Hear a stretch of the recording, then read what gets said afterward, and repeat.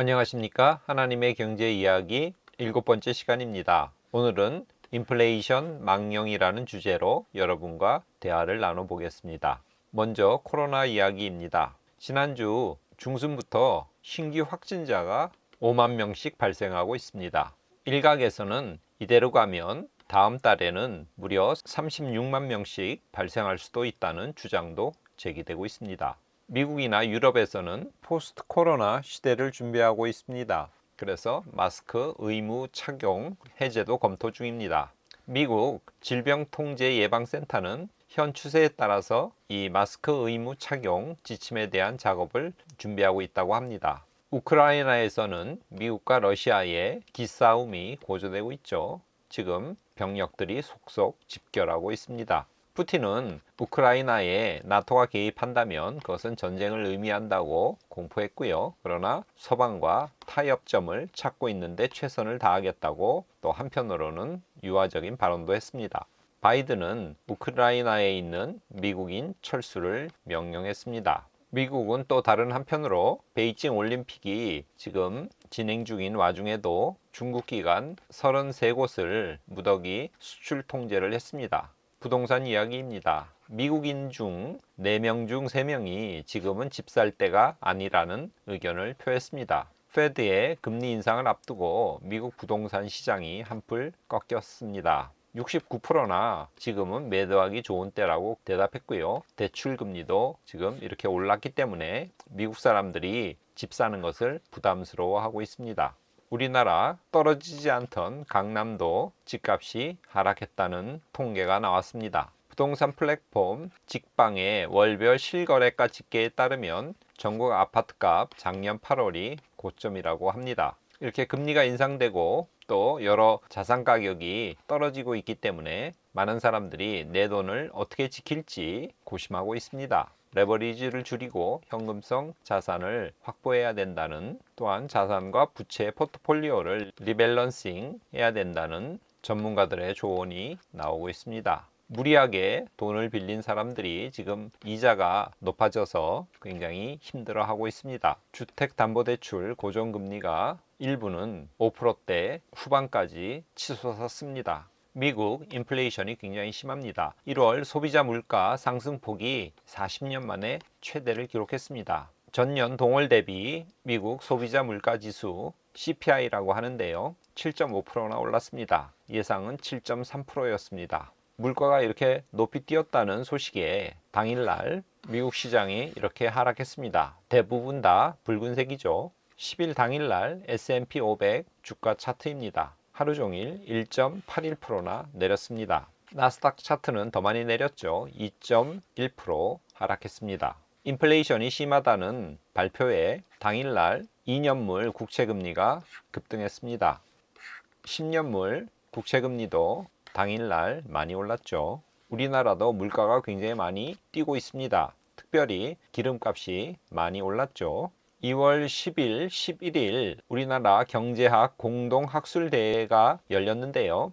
거기서 정부와 중앙은행이 쏟아낸 유동성과 원자재, 제품 공급망이 훼손되면서 경기 침체 속에 물가가 굉장히 많이 오르는 스태그플레이션 가능성이 커지고 있다. 스태그플레이션 문턱에 섰다는 경고가 나왔습니다. 지난주 주말 미국 정치 전문 매체 폴리티코에 따르면 조 바이든 미 대통령은 동맹국들에게 러시아의 우크라이나 침공 날짜는 2월 16일 날이라고 이렇게 못을 박았다고 합니다. 굉장히 섬뜩한 경고이죠. 전쟁의 위협, 그 다음에 인플레이션의 망령, 이 둘 때문에 이번 주 미국 시장은 별로 좋지 않았죠. S&P 500 주간 차트입니다. 주 초반에는 오르다가 2월 10일 이후 인플레이션이 높아지고 우크라이나의 전쟁의 가능성이 증대되면서 주가가 떨어졌습니다. S&P 500 연초 대비 현재까지의 차트입니다. 7.88% 떨어졌습니다. 전고점이 4,300대인데요. 과연 이 지지선이 무너질지 안 무너질지가 관건일 것 같습니다. 나스닥 주간 차트입니다. 이번 주에 2.32% 떨어졌습니다. 나스닥도 전저점 13,300대가 지켜질지 아니면 붕괴될지가 관건입니다. 코스피 주가 주간 차트입니다. 0.11% 떨어졌습니다. 코스피 연초 대비 차트는요, 마이너스 8% 정도 하락했습니다.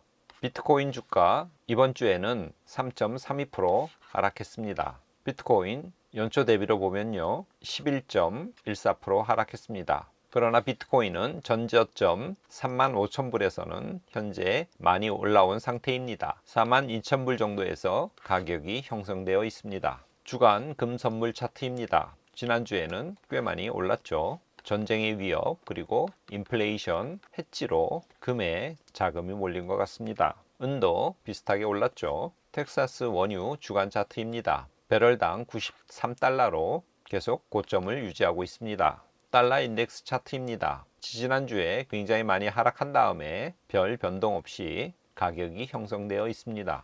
미 2년물 국채금리 1년 차트입니다. 최근 들어 급격하게 오르고 있죠. 10년물 국채금리 1년 차트입니다. 전저점 1.8대를 뚫고 지금 2.0%까지 올라갔다가 1.9%대를 유지하고 있습니다. 10년물 국채금리도 최근 들어 굉장히 많이 올랐습니다.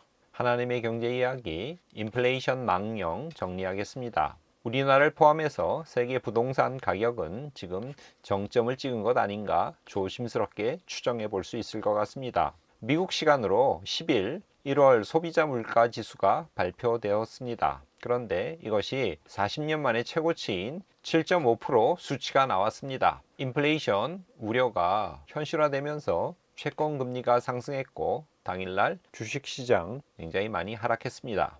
인플레 망령이 금리 상승에 기름을 끼얹은 격이라고 볼 수 있습니다. 그래서 3월 중순 미 연준의 FOMC 회의에서 어떤 조치가 나올지 주목할 필요가 있습니다. 우크라이나에서 전쟁이 쉽게 발발하지는 않을 것입니다. 그러나 긴장 고조는 세계 경제 시장에 결코 좋지 않죠.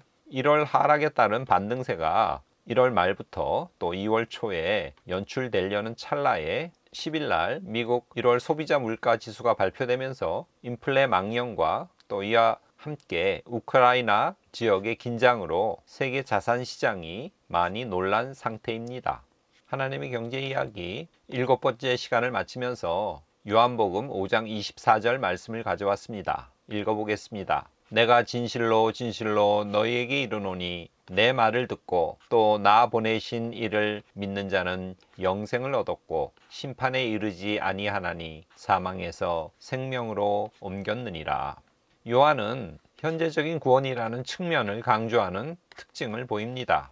전통적으로는 마지막 때 모든 사람들이 하나님의 심판대 앞에 서서 우편과 좌편, 양과 염소로 구분된다는 마태복음 25장에 그런 말씀이 나오죠. 개념도 있지만 오늘 본문에 따르면 주 예수의 말씀을 듣고 그 아들을 보내신 이를 믿으면 그가 바로 영생을 얻은 자라고 이야기하고 있습니다. 내 말을 듣고 또 나 보내신 이를 믿는 자는 영생을 얻었고 심판에 이르지 아니하나니 이렇게 본문에 되어 있습니다.